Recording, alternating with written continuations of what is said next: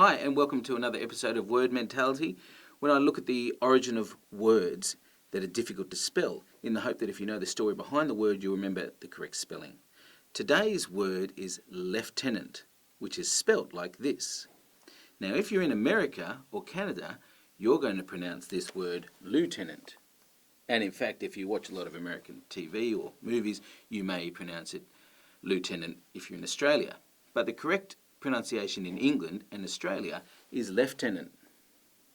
And certainly in the Australian Army it's pronounced lieutenant, although I understand that in the Navy they use lieutenant in Australia, just to confuse things even further.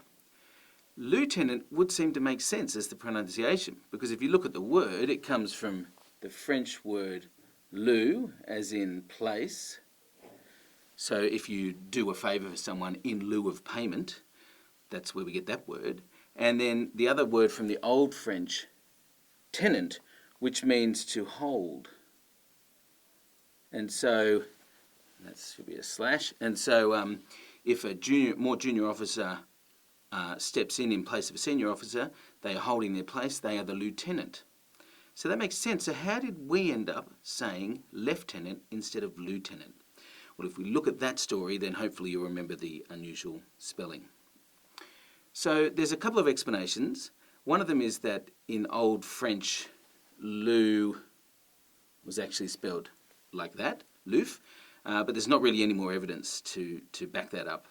There's also a story I've heard that it's from an old military custom from back when soldiers had swords, and a junior officer was always expected to walk on the left side of a senior officer to protect that senior officer's left side, and so the term lieutenant came around, but there's not really any evidence to back that up either. I think the most likely explanation is this, that in the Middle Ages in English, the letter U was used for U, of course, but it was also used for V and for W. So this letter hadn't split in the written word at least yet. And so if you look at this word lieu, it's an unusual word because it's got I, E, U all in a row, and we don't have many words in English that have that at all, apart from lieu and lieutenant.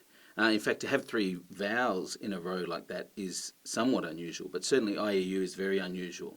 And so because it was unusual, I think that there was a mistaken presumption that it was actually being used as the V, not as the U. So the word became pronounced lieutenant. And because the V sounds similar to the F, then over time that just became lieutenant in pronunciation, even though the spelling remained the same. So hopefully if you can remember this little story, then you'll understand why even though we say lieutenant, it's got that U in there, and you'll spell lieutenant correctly. Thank you.